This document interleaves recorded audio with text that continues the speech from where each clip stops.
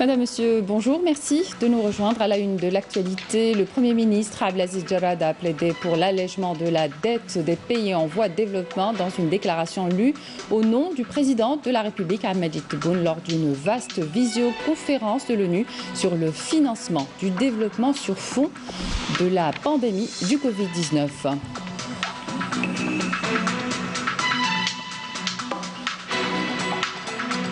Dans l'actualité nationale, le gouvernement qui décide de maintenir le confinement partiel à domicile jusqu'au 13 juin prochain et de lever totalement le confinement dans 4 wilayas. Le dernier bilan des autorités sanitaires fait état de 140 nouveaux cas Covid positifs, 148 guérisons et 7 décès en Algérie.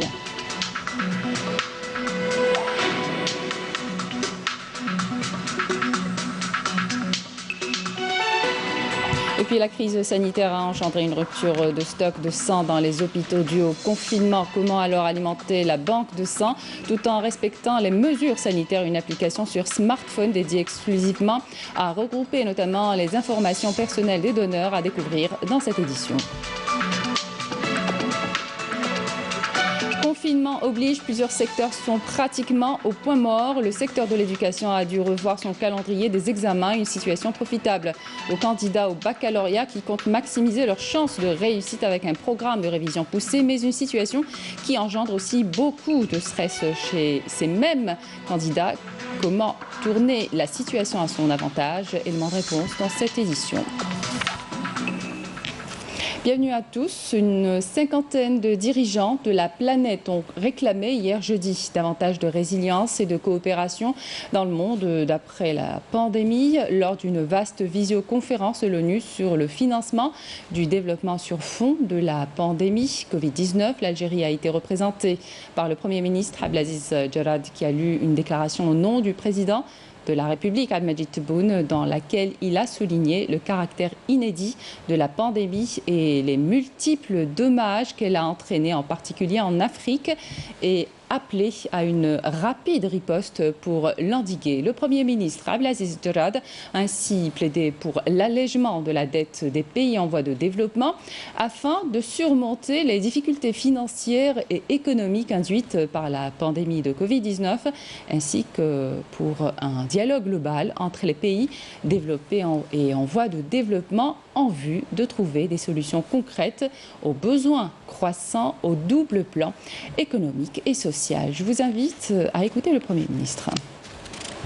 السيدات والسادة رؤساء الدول والحكومات، السيد الأمين العام للأمم المتحدة، أصحاب السعادة، السيدات والسادة، يطيب لي بداية أن أحيي كندا وجامايكا بصفتهما رئيسي مجموعة أصدقاء تمويل التنمية. Je salue en premier le Canada et la Jamaïque et le secrétaire général de l'ONU pour leur initiative de la tenue de cette réunion qui nous donne l'occasion de réfléchir sérieusement pour trouver des solutions concrètes aux besoins de financement croissants en raison de la crise du nouveau coronavirus. Il est impératif de rappeler l'offre du sommet relatif au développement durable tenu en septembre dernier pour l'atteinte des 17 objectifs du développement durable 2030 que la communauté internationale s'est assignée. Il reste lent et déséquilibré. La question du soutien financier international conséquent doit être au centre de ce dialogue.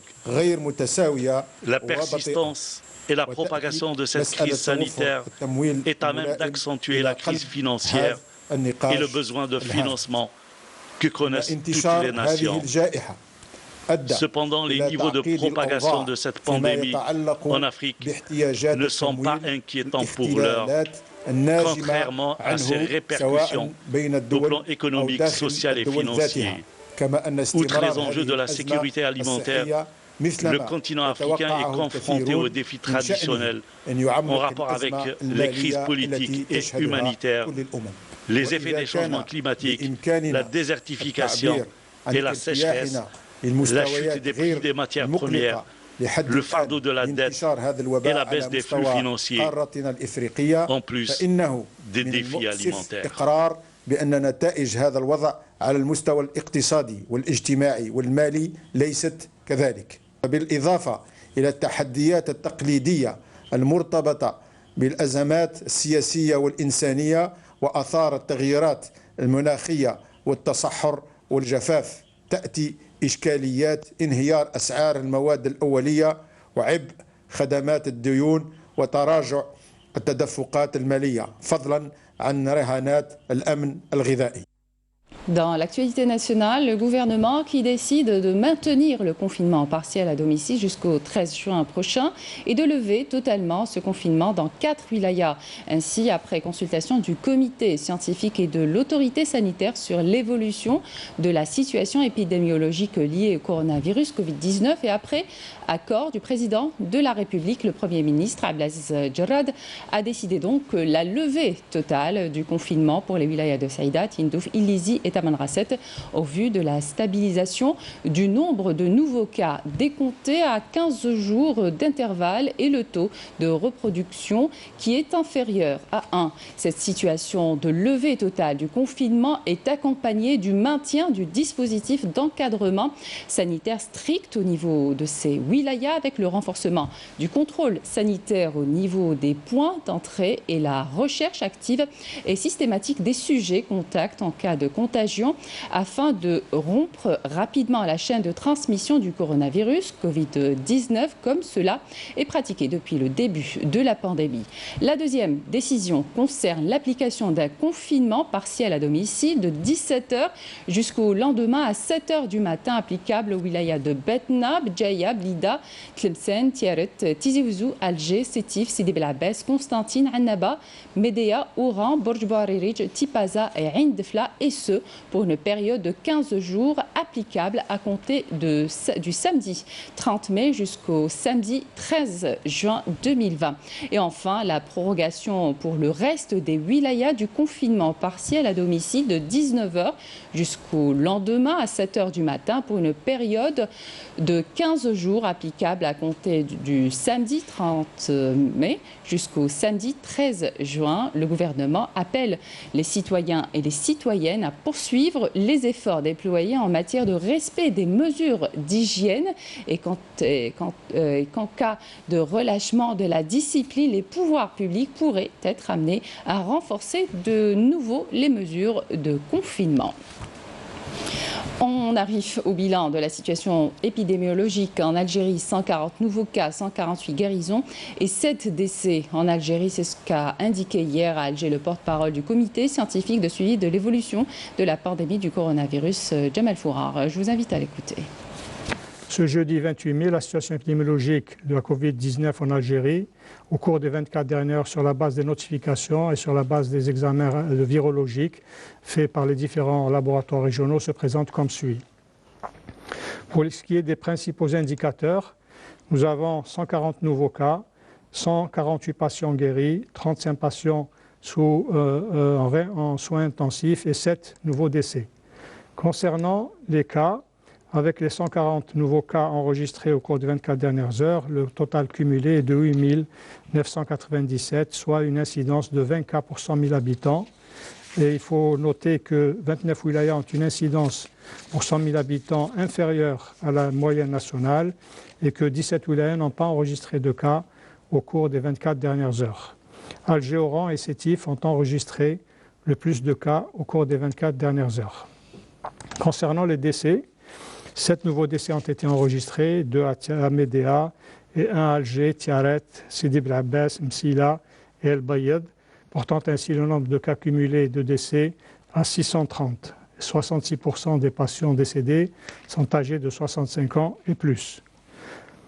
Concernant les patients qui ont bénéficié du traitement dans le cadre du protocole thérapeutique, le nombre est de 16 149. Il se répartit comme suit, 7 286 cas confirmés au laboratoire et 8 863 cas probables à l'imagerie médicale.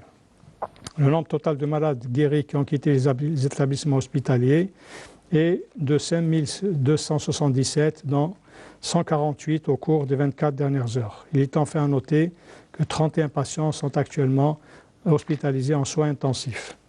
En conclusion, nous exhortons tous les citoyens à rester vigilants et de se conformer à l'obligation du port du masque en toutes circonstances.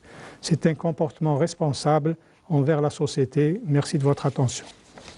Alors, parmi les mesures barrières édictées par l'autorité sanitaire à l'effet de contribuer à la rupture de la chaîne de transmission du Covid-19, le port du masque, obligatoire depuis dimanche dernier dans les espaces publics. Sachez qu'en cas de non-respect de cette mesure, vous êtes passible d'une amende de 10 000 dinars. Abdelmajid Benrassi. Et avant l'imposition de l'amende, une opération de sensibilisation de l'obligation du port du masque a été initiée par la PCWZ, avec également la distribution de bavettes de protection, une initiative à laquelle ont participé des associations, des médecins et la Sûreté nationale. Nous avons lancé aujourd'hui une action de distribution de masques avec la collaboration des services de police. Nous sommes à la troisième opération. Nous avons déjà distribué 1000 bavettes une première fois et ensuite 4000. Aujourd'hui, nous sommes en pleine application du décret exécutif de l'obligation du port du masque de protection.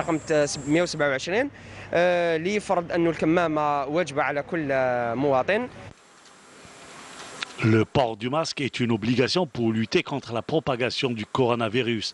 À défaut, les contrevenants risquent une grosse amende. Le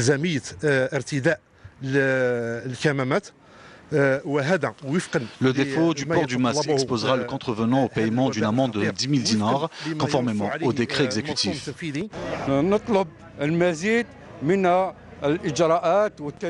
Nous demandons plus de mesures et d'actions visant à la protection des personnes et de notre pays. Le port de la bavette est une très bonne chose pour notre santé. Nous devons en porter tous.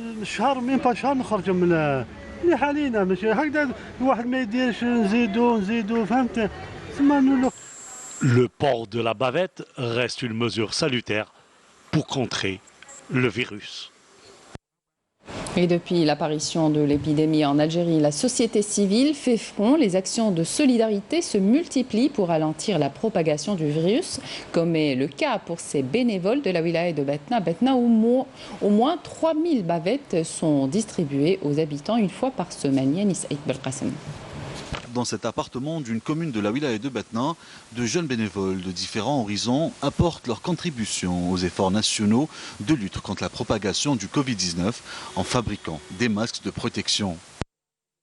Nous offrons ces masques à plusieurs corps de métier tels que les agents de sécurité, la police, les pompiers, les APC ainsi qu'aux institutions publiques, mais pas seulement.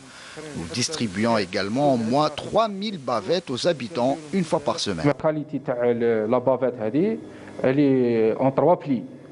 La qualité conforme. Des masques de protection de qualité conformes aux normes sanitaires.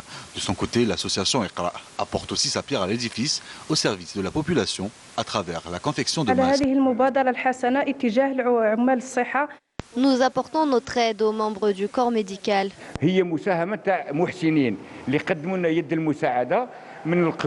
Nous sommes très reconnaissants envers les âmes charitables qui nous apportent de l'aide grâce à leurs dons de tissus et autres pour la fabrication des masques. Devant l'ampleur de la pandémie, la société civile fait front. Les actions de solidarité se multiplient à travers tout le territoire national pour faire face à cette conjoncture exceptionnelle de crise sanitaire. Alors une crise sanitaire qui a engendré une rupture de stock de sang dans les hôpitaux due au confinement. L'impératif aujourd'hui est d'alimenter la banque de sang pour répondre aux besoins des cas urgents. Abdelmajid et Marwan, deux jeunes diplômés de l'université algérienne, ont conçu une application sur smartphone dédiée exclusivement à la collecte de sang. Comment ça marche? Saïd Flak nous l'explique. En ces temps de crise sanitaire, les dons de sang sont de plus en plus rares. Les stocks de produits sanguins ont diminué et à l'hôpital Les Frères Chenafa de Mechria dans la wilaya de Naama, ce manque se fait grandement ressentir. Généralement, les mosquées nous aident à sensibiliser les citoyens sur l'importance de faire des dons de sang. Mais en raison de la pandémie du coronavirus, cela a cessé. On ressent ça. Abdelmajid et Marwan, deux jeunes diplômés de l'université algérienne, ont conçu une application sur smartphone dédiée exclusivement à la collecte de sang. Cette application regroupe notamment les informations personnelles des donneurs et leur groupe sanguin. Les moins de 18 ans et les personnes souffrant de maladies chroniques ne sont pas concernées. J'ai entendu parler de votre application de dons de sang et j'ai envie de m'y inscrire. Pouvez-vous m'expliquer comment faire? D'abord, vous faites entrer vos informations personnelles, ensuite votre groupe sanguin est là, automatiquement. Vos renseignements deviendront disponibles au niveau de l'hôpital et quand ils auront besoin de votre groupe sanguin, ils vous contacteront par téléphone. L'application respecte les conditions du don de sang et les recommandations de l'Agence nationale de la santé. Elle a été tout naturellement validée par le service Play Store de Google. La personne qui fait un don de sang verra automatiquement son profil retiré de l'application pour une période de 3 mois et 10 jours. Notre application est disponible sur la plateforme de Play Store sous le nom Banque de sang Wilaya de Naama. L'application est fonctionnelle pour toute la Wilaya de Naama. Les inscriptions sont de plus en plus nombreuses avec comme principaux objectifs apporter l'aide nécessaire aux malades et soulager un tant soit peu le travail des établissements hospitaliers. Depuis l'apparition du Covid-19, la vie tourne au ralenti. Plusieurs secteurs sont pratiquement au point mort. Le secteur de l'éducation a dû revoir son calendrier des examens pour les épreuves du baccalauréat. Elles sont prévues pour la 3e semaine du mois de septembre. Une situation profitable aux candidats qui comptent maximiser leurs chances de réussite avec un programme de révision poussée, mais une situation qui engendre aussi beaucoup de stress chez ces mêmes candidats. Comment tourner la situation à son avantage? Élément de réponse dans ce reportage de Sarah Derbel. Un baccalauréat chamboulé, une fin d'année confinée à la maison, autant de causes de stress pour les candidats en classe terminale. Lydia, 17 ans, prépare son bac en filière scientifique, a tourné cette pression à son avantage pour bien se préparer à son examen. Et cela demande une organisation sans faille. C'est vraiment stressant pour un étudiant qui passe le bac pour la première fois en fait, parce qu'on ne sait pas ce que ça veut dire. Et surtout le fait que c'est en septembre, ça allonge encore plus notre stress. Je trouve que c'est vraiment dommage de l'avoir allongé. Là maintenant, on peut juste interagir avec les réseaux sociaux, ce qui nous met mal à l'aise en fait, parce qu'on ne peut pas bien s'exprimer, on ne peut pas bien réviser, parce qu'on peut réviser aussi via les réseaux sociaux. Et en fait, tout ça fait partie vraiment d'un stress énorme pour nous, les bacheliers, de vivre ça. Dans ce genre de situation exceptionnelle, les experts rassurent, il est normal de stresser. Des cellules d'écoute sont mises à la disposition des lycéens, à l'exemple de celles installées par les spécialistes de l'hôpital psychiatrique de Cheraga, à Alger. Ils sont en détresse, il y a même des abandons. Pourquoi? Parce qu'il y a eu un élan qui a été cassé. Donc ce sont des gens éventuellement qui se sont mis dans la tête qu'on va préparer à travailler sérieusement, quoique le bac ça se prépare durant des années. Mais on connaît un peu le rythme des bacheliers, il s'accentue vers le mois de mars, avril, mai pour donner un bon coup de main. Mais malheureusement au mois de mars il y a eu cette coupure et tout, donc ils ont perdu cet élan de travail. Et là ils se retrouvent un peu à patiner. Et bon, on essaye de les aider, mais je tiens à dire que le rôle des parents est très important. C'est-à-dire, lors de cette période de crise, le rôle parental est très très important auprès des enfants qui passent leur bac ou qui ne passent pas leur bac. Les spécialistes préconisent plusieurs moyens pour évacuer son stress. Lydia a trouvé le sien, le dessin. Je sors dans le jardin, je dessine, puisque c'est ma passion, je lis des livres. Et je cuisine, j'aide ma mère, j'essaie de faire des gâteaux, j'essaie de faire quelque chose de salé, j'essaie de vraiment faire plusieurs trucs. Donc ça m'aide vraiment à me détendre, ça m'aide à être un peu plus heureuse puisque je sors pas. Un mal pour un bien. Lydia a su tirer le meilleur de cette conjoncture en trouvant le juste équilibre entre révision et détente en attendant le jour J. L'essentiel de l'actualité à l'étranger à présent. Bref avec Yamina Seidji. L'Europe accélère son déconfinement pendant que la pandémie de coronavirus continue de se propager rapidement avec plus de 6 millions de personnes contaminées dans le monde. Sur le continent américain, la barre symbolique des 100 000 morts ayant été franchie au moment où la Corée du Sud, souvent citée en exemple pour avoir jugulé la maladie, a rétabli des restrictions alors qu'elle commençait à retrouver une vie normale. Au Brésil, pays de 210 millions d'habitants, devenu l'épicentre de la pandémie, des scientifiques de l'hôpital Albert Einstein à Sao Paulo indiquent avoir développé une technologie permettant de produire plus de tests de dépistage massif du Covid-19, jusqu'à 16 fois plus de tests de ce qui est possible de faire à présent. La tension continue de monter à Minneapolis où un commissariat de police a été incendié hier soir. Troisième nuit d'émeute dans cette ville du nord des États-Unis où un Afro-Américain est mort suite à sa violente arrestation par les forces de l'ordre. Donald Trump présente quant à lui un décret visant à limiter la protection des réseaux sociaux après que Twitter a décidé de soumettre certains de ses messages à vérification. Le président américain annonce également qu'il s'exprimera sur la Chine aujourd'hui. Après un siècle de recherche, une équipe d'archéologues a découvert une mosaïque romaine préservée sous un vignoble du nord de l'Italie. Les dessins géométriques aux couleurs vives partiellement mis à jour à Nergara de Valpolicella, près de Vérone, feraient partie d'une villa que les archéologues ont commencé à chercher en 1922. On revient en Algérie pour parler de l'agriculture oasienne qui se base sur l'utilisation d'un ingénieux système d'irrigation typique des régions sahariennes, les Fogaras, une canalisation souterraine utilisée pour alimenter les palmeraies. Yamina Saïdi.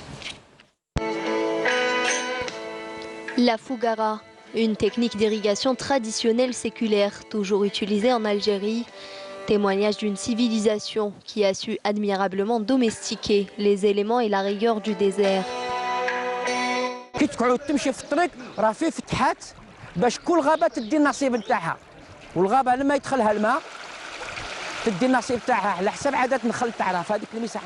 C'est un système d'irrigation complexe et très ingénieux qui remonte à quelques centaines d'années.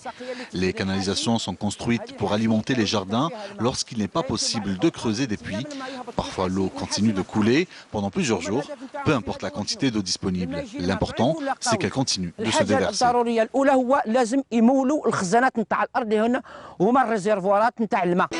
Ces galeries drainantes sont aussi une technique liée à un système social de travail collectif mené par un comité de sages appelé Jma'a. C'est ce comité de sages qui est chargé de diriger et de surveiller l'entretien de la Fogara et de la répartition de son eau si précieuse.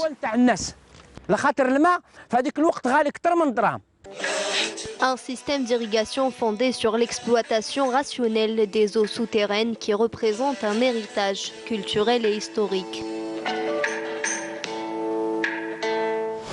Et on se quitte avec ces images impressionnantes de l'équipe Blue Impulse de la force d'autodéfense aérienne du Japon qui fait des acrobaties aériennes au-dessus du centre-ville de Tokyo pour remercier le personnel soignant.